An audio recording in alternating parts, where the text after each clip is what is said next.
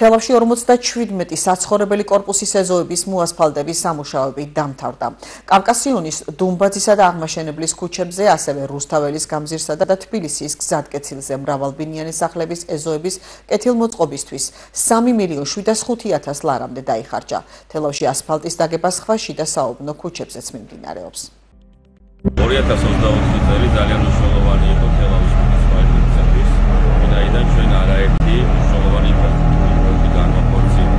რა თქმა უნდა, წლის ბოლოს ჩვენ კიდევ ვაგრძელებთ სამუშაოებს და არაერთი პროექტი მიმდინარეობს, რომელიც უკვე დასრულების ეტაპზე. ჩვენ ახლა ვიფიქრობთ გიორგი ლეონიძის ქუჩაზე, სადაც მიმდინარეობს 430 მეტრის სიგრძის გზის მოასფალტება, სადაც შეიცვალა მიწისქვეშა კომუნიკაცია და ეგ პირველი და მეორე ფენა და უახლოეს დღეებში დასრულდება. რამდენიმე დღის წინ დამთავრდა თბილისის გზატკეცილის 26, 28 და 30 ნომერი კორპუსების ეზოების რეაბილიტაციის. მთლიანობაში წლის განმავლობაში ჩვენ შევძლებთ 57 მრავალბინიანი საცხოვრებელი კორპუსის ეზოს მოწესრიგება და ძლიერ ასფალტის საფარის დაგება. საერთო ჯამში მთლიან წლის განმავლობაში 3 მილიონ ლარზე მეტი დაიხარჯა.